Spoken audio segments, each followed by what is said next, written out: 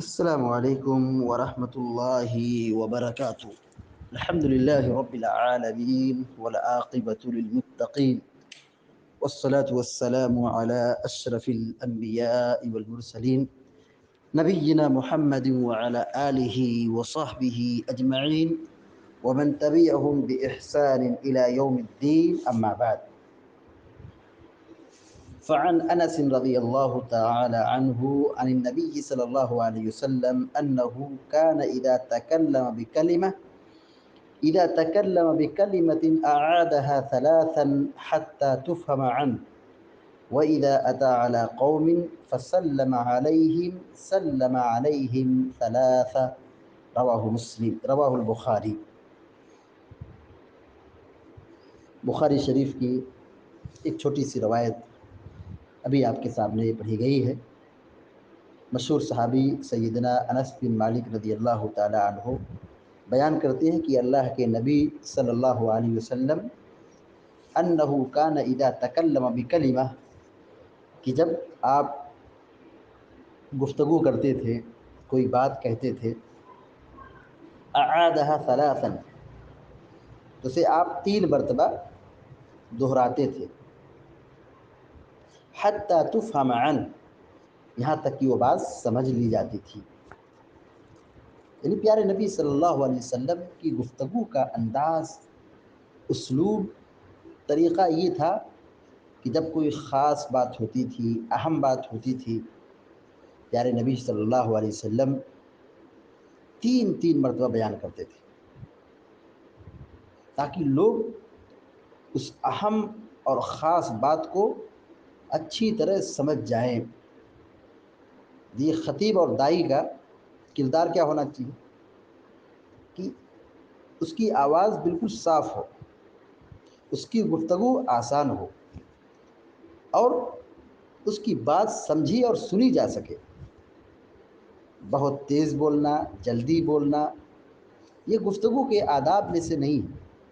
اور پیارے نبی صلی اللہ علیہ وسلم تعلیم و تربیت کے بعد میں کتنا پیارا اسلوب اختیار کرتے ہیں کہ جب کوئی خاص بات ہوتی تھی، اہم بات ہوتی تھی، پیارے نبی صلی اللہ علیہ وسلم 3 مرتبہ اس کو دہراتے تھے۔ مقصد کیا تھا؟ مقصد اس بات کی اہمیت کے پیش نظر آپ 3 مرتبہ بتاتے تاکہ لوگ اس حقیقت کو، اس سچائی کو اچھی طرح سمجھ جائیں۔ یوں تو اللہ کے نبی صلی اللہ علیہ وسلم کی 1 مرتبہ گفتگو یہ حجت ہے، یہ دلیل ہے، یہ ہمارے لیے مشعل راہ ہے،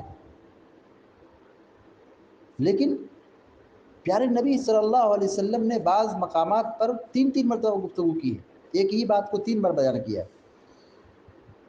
تو مقصد ہی تاکہ لوگ اس کو سمجھ جائیں اور اس کی اہمیت کو سمجھیں۔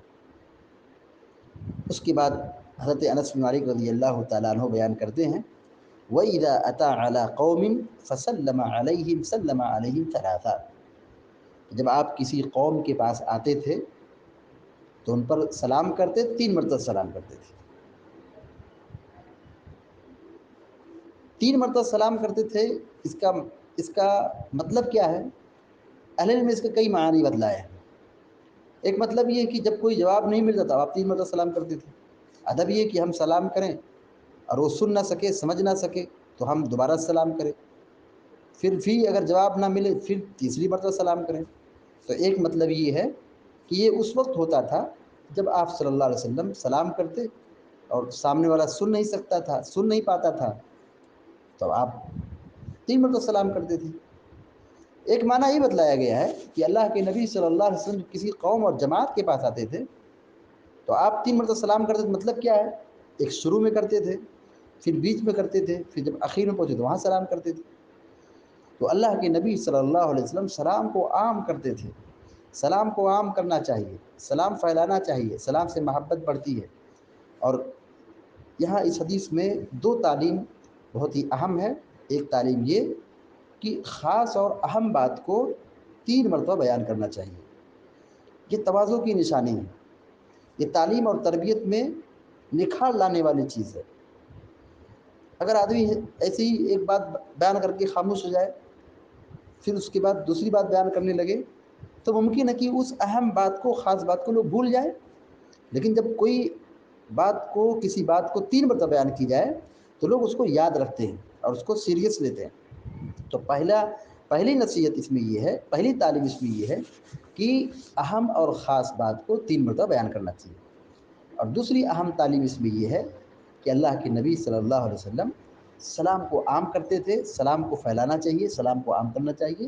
اس سے محبت بڑھتی ہے، اس سے ایمان میں اضافہ ہوتا ہے، اس سے اجر و ثواب ملتا ہے۔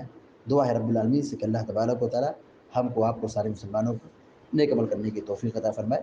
آمین یا رب العالمین۔ اقول قولی ھذا واستغفر اللہ لی ولکم ولسائر المسلمین فاستغفروه انه الغفور الرحیم۔